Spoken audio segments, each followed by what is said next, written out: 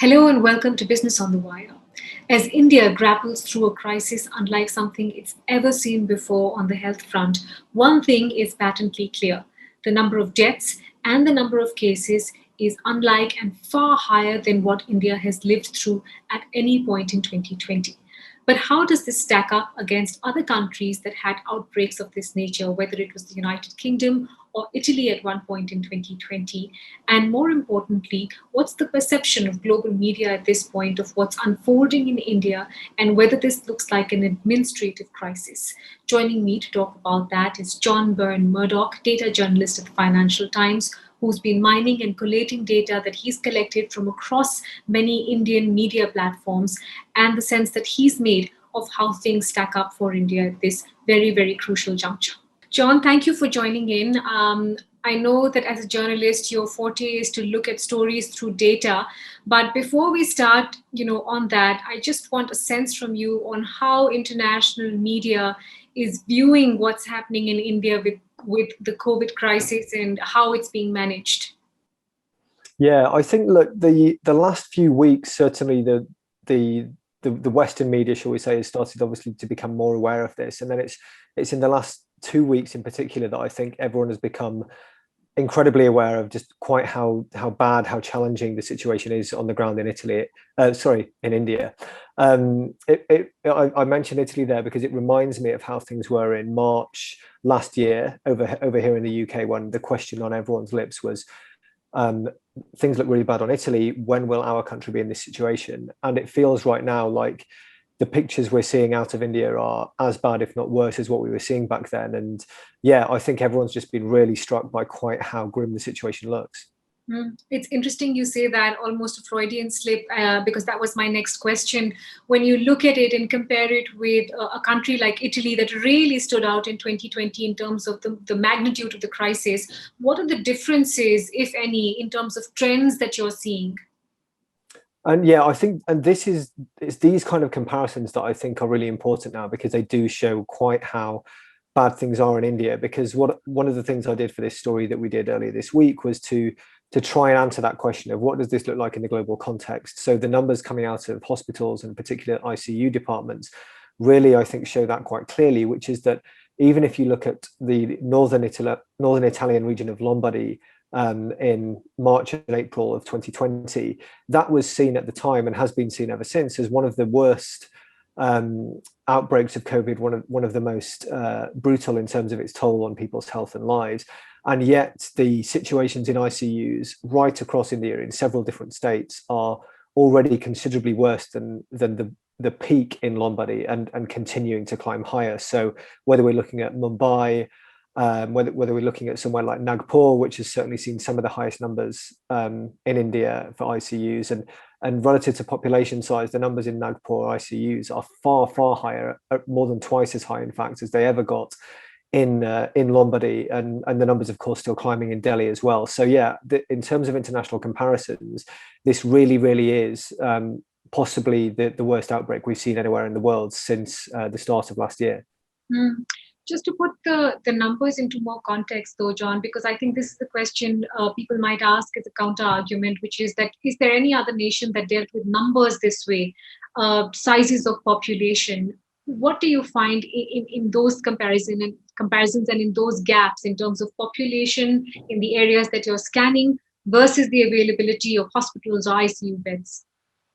Yeah, so what I did with the numbers when we were making these ICU comparisons is that it is all compared to the population of the surrounding area. So, for example, when I talk about the numbers in Nagpur or Mumbai, this is as a percentage of the number of people who live in those regions, and that's using the official numbers that these regions give. So, for example, the Mumbai Municipal Corporation publishes its own data, which include population adjusted rates. So I'm using the same population adjustments as the authorities themselves are using. So this is absolutely not just a case of India being a much more populous country.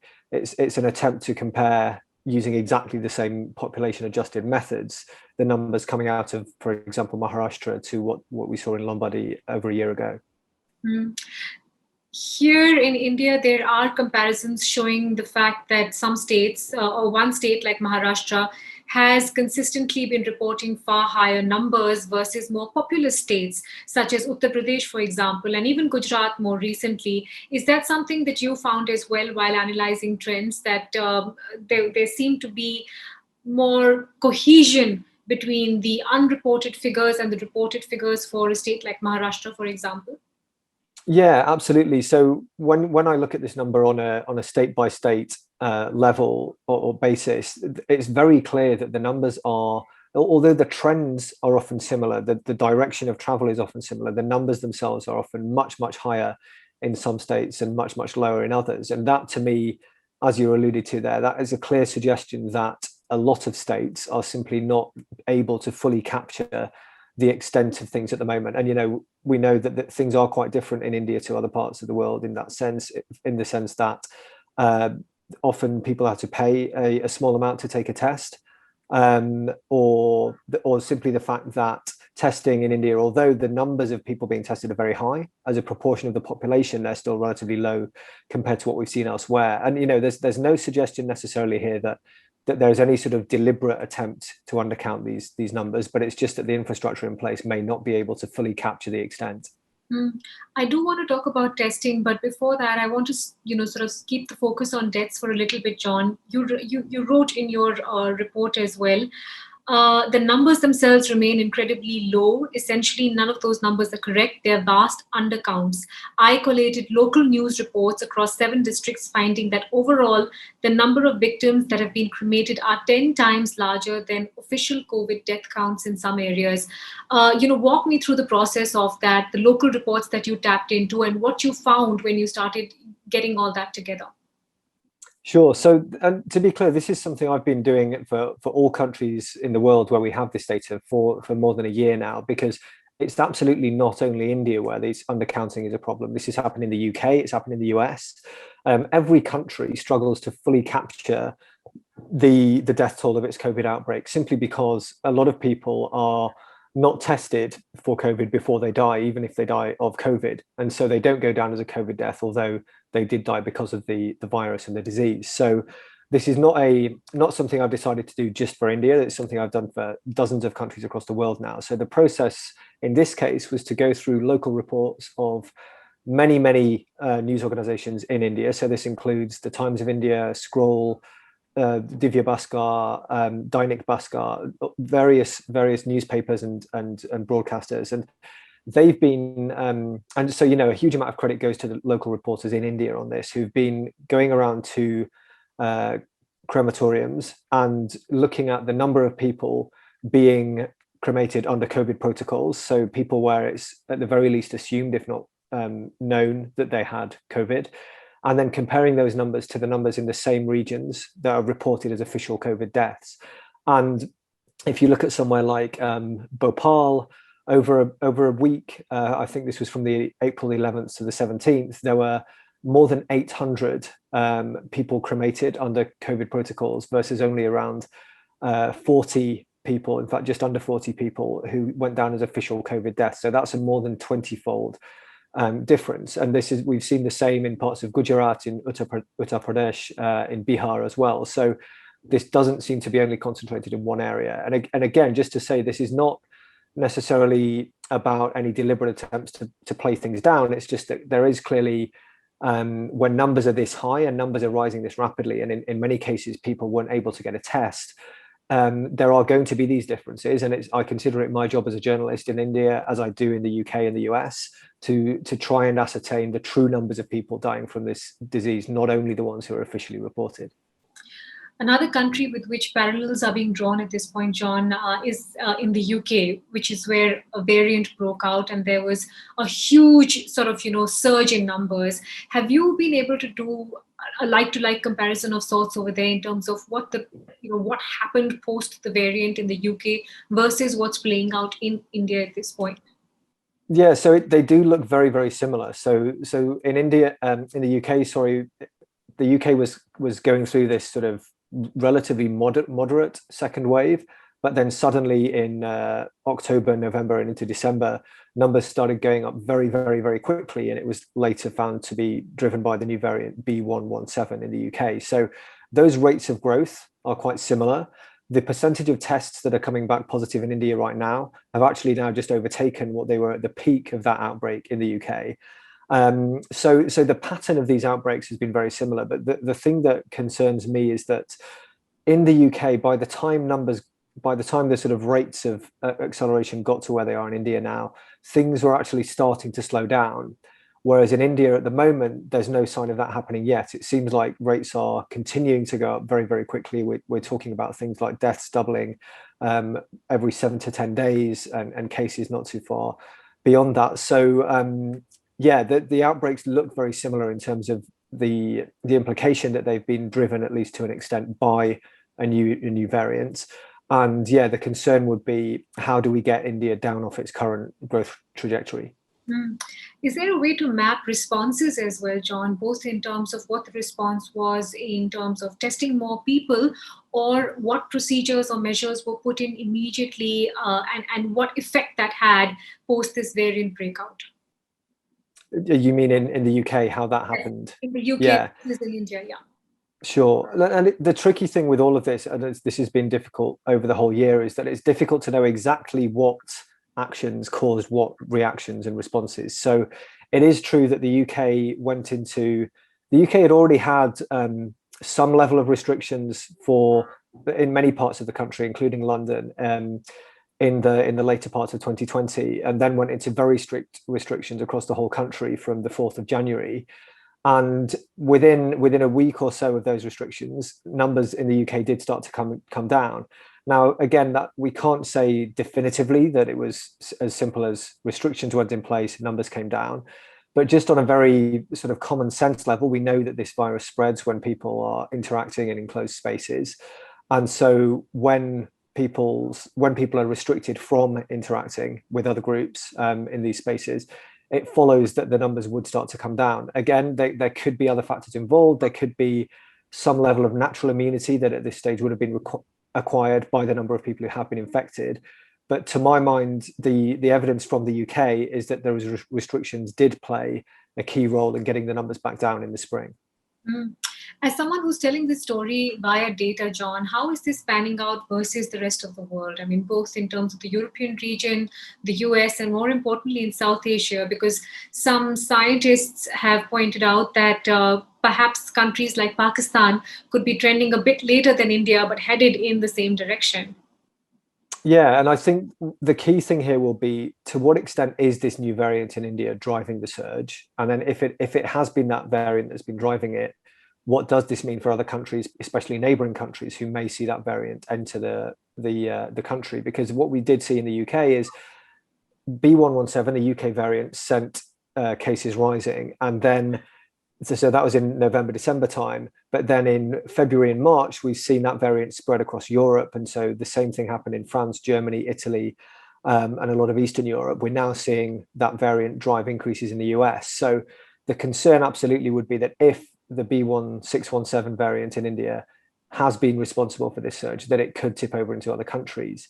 I'd also say that it's worth looking at Latin America here as well, which has been, so far from the available data, Latin America has been the hardest hit region in the world. And I think the similarity there with India is that in many cases we're talking about very densely populated urban areas where it's simply very difficult for people not to be mixing with one another. And it's in those environments, I think, that this virus can really wreak havoc. From the data that you're still pulling from local sources here in India, John, I know that you pointed out a couple of days back that it looks like an almost vertical rise. It's like a wall going up. Does it still look that way? And, is there an indication of how long it seems to be headed in that direction? So there are some preliminary signs that things might be starting to improve in some areas. So if I look, for example, at Maharashtra, Maharashtra has obviously been at the forefront of this story because of how high its numbers have been, but there are signs that possibly the rate of increase there is slowing down. So whereas if we look at somewhere like Delhi, numbers are still doubling in less than a week. The numbers of cases are rising they're doubling roughly every 5 days, whereas Maharashtra, those numbers have been relatively stable over the last few days, and that includes the situation that we're seeing now in the Mumbai ICUs. So looking at that, the suggestion is that increase lasts perhaps, the steep increase lasts perhaps a month. And again, of course, we would hope that if some action were taken, whether it's by government or by individuals themselves, that we could reduce the period of time that increase lasts for. But yeah, there are some promising signs that some of the hardest hit parts of India are starting to, if not improve, to at least deteriorate less quickly. Mm. While it is difficult to put your finger on, what specific measure helps in curbing this situation, John, what can be mapped is the pace of vaccination, and how countries are responding to crises. What do you see in some of the key nations like the UK, for example, or the US even, that have had innumerable deaths, really been hit hard? What's the response in terms of vaccinations been, and how does India compare against that? Yeah, so the very good news we have, this is good news whether someone lives in India or the US or the UK, is that the vaccines really do seem to be performing well. And this goes for all different types of vaccines. I know there's been good news earlier today about the COVID shield vaccine in India as well. So yeah, the good news is that when people are vaccinated, after a couple of weeks have passed and they've got that protection, it's preventing people from being infected, it's preventing them from being hospitalized, and it is absolutely saving lives. And again, we're seeing this in countries that have had these more transmissible new variants like the UK variant. So there's no evidence yet that the variants are escaping the effects of the vaccine. Of course, the difficulty in India is because this is such a vastly populated country and people are very, very widely dispersed across the country. It is a real logistical challenge to get vaccination rates high enough. So the UK and US have been doing relatively well in terms of vaccination, with around 50% of all adults now vaccinated, where that figure in India is closer to 10%. That's not to say that India is failing in this regard. There are still large numbers of vaccinations being rolled out. Again, this is a huge country, and I think any government would struggle to match the rollout rates of the UK and Israel if they were faced with a country as large as India. But it does absolutely mean that the faster this vaccination campaign in India can roll out, the better for everyone. And obviously, especially with India being in the grips of a very, very, very dangerous wave at the moment, anyone who has to wait an extra week for a vaccine, that could mean they lose their life. So yeah, India is I think progressing steadily with its vaccination rates. It's not one of the slower rates of vaccination in the world, but nor is it one of the highest. And so I think again the challenge will be to get those rates even higher. When you match it against what's happening, though, in terms of, as you said, the almost vertical rise in cases, John, as also the increase in deaths, how short is it falling? Well, so I think this is the problem. Like I think what we've seen already from the evidence over the last month or so is that vaccinations are absolutely the way to beat COVID, but they're a medium to long term solution. They're not a quick fix. Like rolling out thinking of vaccinations as a way to stop a wave of the virus just isn't how this stuff works. So if we look at a country like Chile in Latin America, for example, they've also had this challenge of facing a third wave over there of the virus in March into April that happened at exactly the same time as they were rolling out their vaccines. But of course, the virus does spread faster than people can be vaccinated. Vaccinations don't sort of spread from one person to many people in the same way that the virus does. And the result is that despite that vaccination campaign, Chile has seen the numbers of people going into hospital rise substantially over the last month, despite vaccinations being ongoing. So the evidence from the UK as well is that although the vaccinations have absolutely helped in the UK, have saved thousands of lives and will help the UK get closer to herd immunity, the restrictions that were in place in January and February also played a very critical role in getting the numbers down. So I think vaccinations should absolutely continue to be pushed as a priority, but vaccinations will not be what gets India out of this current wave. The impact of people being vaccinated today will be felt weeks down the line. But what India needs today is policies and actions which will prevent people being infected tomorrow. I want to step away from the data for a little bit and talk more about how you're viewing this as a journalist and how international media is seeing this, John, particularly the stories that are coming out, as you said, from the ICU wards and the hospitals, and the lack of oxygen for many hospitals now that are almost hand to mouth. I mean, it's an hour situation before they run out of oxygen. And these are large, Delhi-based hospitals. We're not talking about a B city or a C city. How is this being perceived by the international press that's watching this tragedy unfold? Yeah, look, I think people are really, really feeling this, really taking notice of how bad things are in India. There was this story a couple of days ago, horrible story about the chimney at one of the crematoriums actually melting because of the amount of use it was undergoing. And the oxygen shortage story is something that we've heard from parts of Brazil over the last few months as well, in Manaus in the Amazon region in particular. And I think that really is what demonstrates to people over here how bad things are, because even when the UK's hospitals were in crisis in December and January, the crisis was more in the bed shortage. There was never a sense that we were going to run out of oxygen, for example. So I think that those details really are what go to show quite how bad things have got in India. And you're absolutely right that, okay, sure, the numbers may be striking, but we're humans, and it's these human stories that I think really cut through in the global media.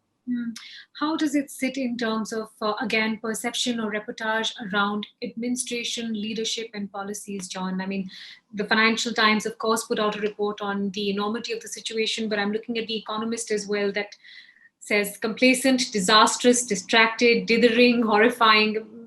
It's a long list of words. What's the view on that, on administration, leadership, policies?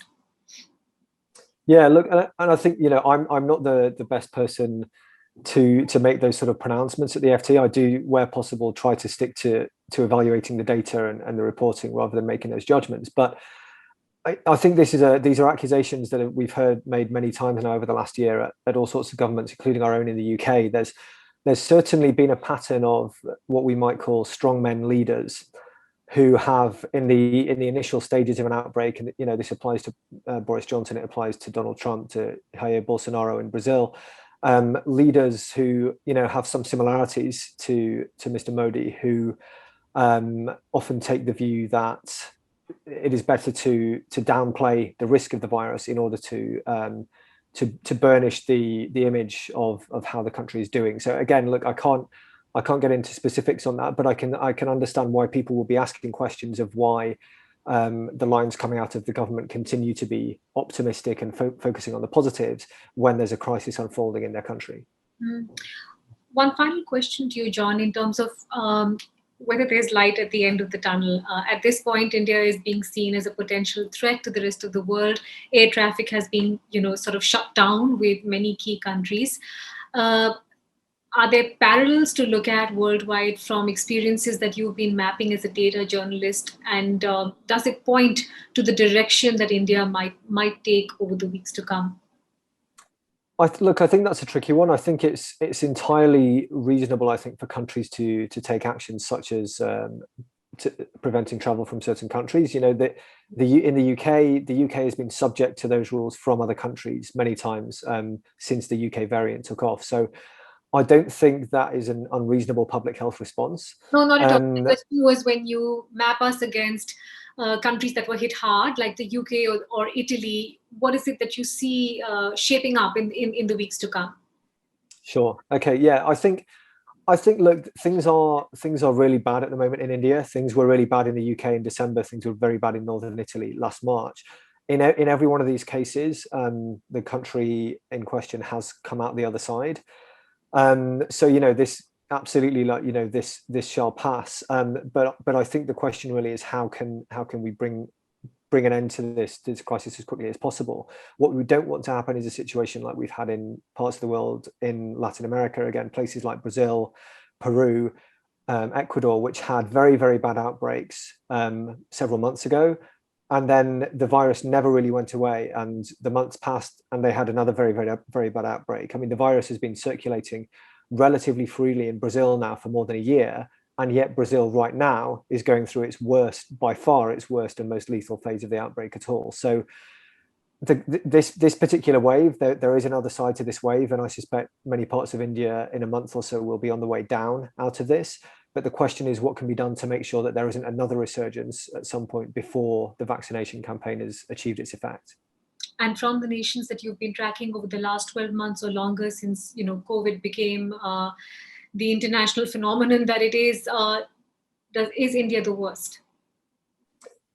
I think there are certainly numbers that I've seen, like I mentioned, the numbers from ICUs, which suggest that the state of the outbreak in India right now is quite possibly the worst that we've seen in the world through the whole pandemic. The one note of caution there, of course, is that other parts of the world, and I'll talk about Latin America again, the data in Latin America is also relatively patchy, despite the best efforts of the authorities. So it's hard to know exactly how bad things have been over there, just as it's hard to know exactly how bad things are in India right now. So I would say India's outbreak right now certainly looks like, if not then certainly one of the 3 or 4 worst parts of this outbreak that we've seen since it began. John, thank you so much for taking time out and chatting with me and walking me through all this important data. It's been great speaking with you. Thanks very much.